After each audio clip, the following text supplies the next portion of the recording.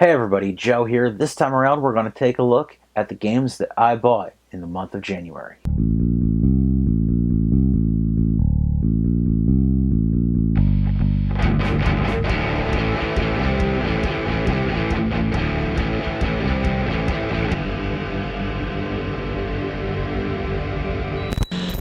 Originally I think I was going to say every other month I was going to do the pickups, but seeing what I got in the month of January, I decided, no, I got some good stuff.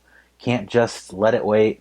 So there's a dozen games here, and I'm going to share them with you. I'm going to start right off with this one, which is kind of sad, and that is a copy of Legend of Zelda Majora's Mask. Got the cool electrical label. This is the one that I wanted. But here's the sad part. Right there. It's cracked pretty much straight through, and it's got this big old chunk taken out of it.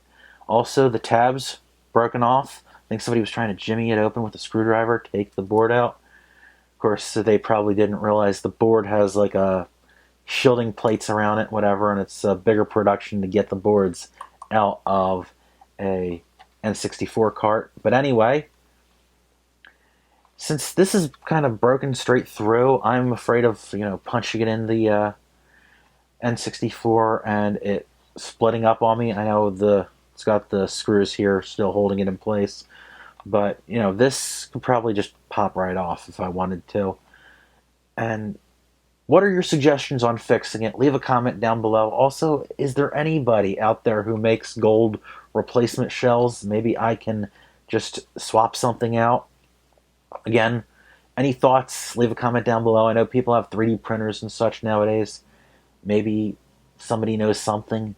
Be worth a shot. Next up, if you remember, last month I picked up a Virtual Boy and I had 3 games for it. Now I've got one more. I've got Red Alarm. Got this for pretty cheap too. I might go for the full set, but that last one, the one that's exorbitant, Jack Brothers, I'm probably going to get the Japanese version, which is like a quarter of the price. Another thing that I bought in the month of December was a Game Gear. And despite the Game Gear not working, I figure let's pick up some more games for it. I got a lot here. That was another one that was dirt cheap, and it's got 6 games in it, which I think are fairly decent. I mean, not all of them are winners, but it's still a decent lot for what I paid, which was under 20 bucks. Mortal Kombat, Arch Rivals, Spider-Man and the Return of Sinister Six. Love the NES version of that, even though it's an LJN game and some people like to crap on them. Streets of Rage, big fan of the Genesis version. Another thing I'm a big fan of the Genesis version of is Castle of Illusion starring Mickey Mouse.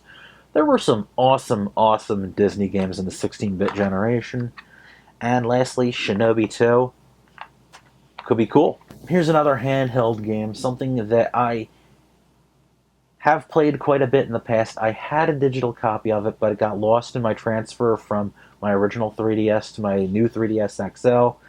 And instead of getting it replaced, I just deleted the file and said, screw it, I'll get a physical copy eventually. And that was Super Mario 3D Land. I love this game. I've been playing the hell out of it since I got this physical copy of it.